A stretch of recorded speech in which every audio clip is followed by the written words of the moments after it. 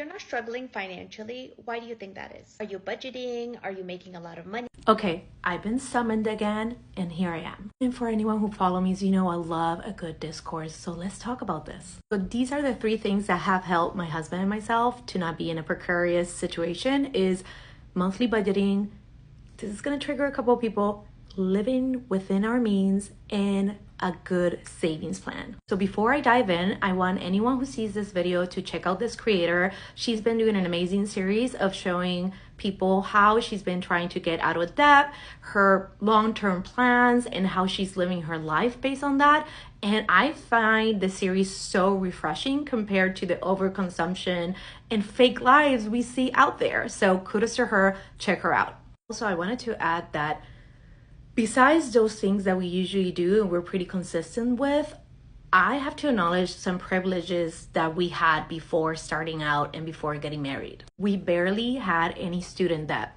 You know that crap will make or break you. We are both Boricuas who were raised in Puerto Rico, and we lived there until I was 26 and my husband was 28 before moving to the mainland. So we went to the public university system there, University of Puerto Rico, Rio Piedras, and Mayagüez. And our credit, the cost of credit over there was super cheap. It was like $30 per credit back in the day. For reference, we are in our 40s. I'm 40, he's 42. When we moved to the mainland, my husband had like $4,000, $5,000 in student debt, something super low because of that. And in addition to when I finished my master's degree here in the mainland, my employer paid for half of my master's degree. So that's the reason my student debt wasn't as high. And while I was doing my master's degree, I was actually employed, and I made sure I made it a priority to make payments while I was finishing up my master's degree. And then I was able to get rid of the little debt that I had from that master's back in 2018. In addition, we don't have children, a choice that we made. And another thing is that currently we really have good salaries, both of us. That being said, we have lived our life a little bit different than 90% of our friends. And just a reminder, my husband and myself, we kind of graduated amidst the recession back in 2008, 2009, which was very hard for us to get jobs. That was one of the reasons that we left Puerto Rico. And as soon as we left, the opportunities to get great jobs just opened up for us. Because we were highly educated individuals, we were also bilingual, and we had a lot of skills that some employers were looking for at that time. That being said, because we graduated in the midst of the recession, a lot of what we saw shaped the way we decided to live our lives. And back in the day, I got very interested in the FIRE movement of when I was like 24, 25, and I found it kind of refreshing to work towards the specific goals to have financial freedom instead of like buying the biggest house, the biggest car, and all that stuff. And although we didn't pursue the FIRE movement in a hardcore way, that helped us understand and put intentions around how we wanted to live our lives. So for example, we started prioritizing travel and experiences. And for us, our end goal was never to get a mansion or the most expensive car or the most expensive purses and all that stuff. And this attitude really was seen as being rebellious for our parents, because for them, financial stability, you had to buy the biggest house because you had a good salary, the biggest car, the most amazing purse, and you know how that goes. You know how that story goes if you're an immigrant. You understand that experience. And most of our friends were buying the biggest house on the block, and we live in Maryland, DC area. You know, this area is one of the most expensive areas in the nation. A small house will cost you $350,000 to $400,000 compared to Texas, where the mansion. I have a ton of friends who live in Texas, and they were buying the biggest house in the block for $120,000, $150,000, which was insane for me because we couldn't, in this area, that wasn't the affordable price.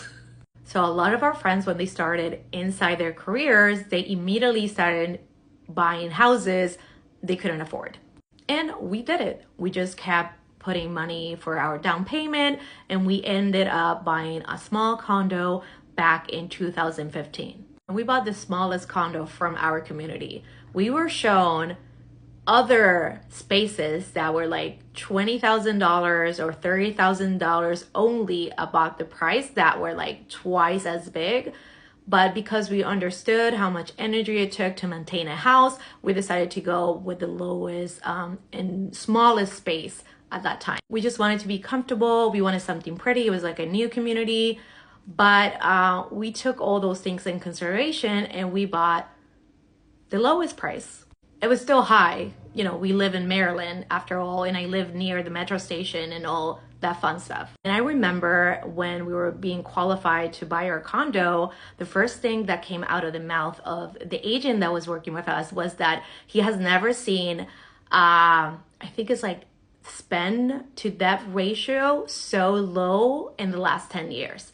And that he was, of course, pushing us to buy something higher. And we were like, no, you know, you're going to have all this pressure to be the most, even when you can afford something. In addition, our 2 cars are completely paid off, and we don't foresee getting into a new car soon. Besides that, one of the reasons we moved near the metro station is because even though we live in Maryland, my husband lives very near his work, and I used to commute before going 100% remote to DC. I've been working in the DC and the headquarters area for a long time, or the Northern Virginia area. You can get to work very easily through Metro.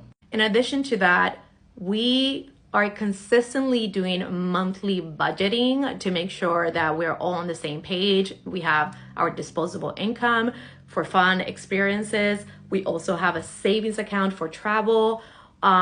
We prioritize to have a really comfortable emergency fund just in case some of us, you know, if my husband was out of work or I was out of work. So we always consider that making long-term plans. Even when we bought our house, that was the first thing that came to mind because there were so many people during the recession that bought the big house and they were, you know, with 2 incomes in mind, and then a lot of people got unemployed very quickly. So we always thought about, hey, we're gonna buy a house, but we wanna make sure that if some of us or something happens to either of us, at least one can manage it. And we have the emergency fund to cover the other expenses. So we were really thoughtful in how we did things. In addition to that, because my priority when I was in my early 20s was to travel, I made a savings account just for travel. So I put a consistent amount of money on a monthly basis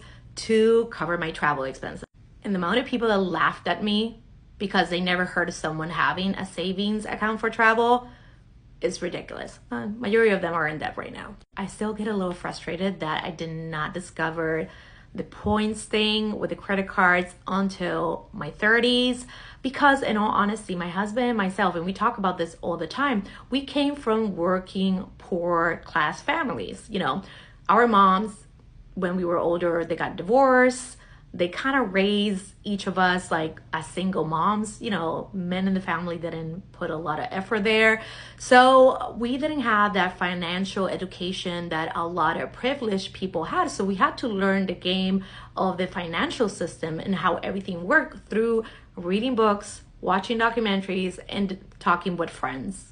And I still know friends that had the privilege of being very financially savvy since young because their parents work in the financial system or the financial industry, and some of them have problems with debt, and a lot of that, not good debt, because they want to keep up with the Joneses. They want the biggest car, they want the most luxurious car, they want to show that they're successful by others people's opinions and validations.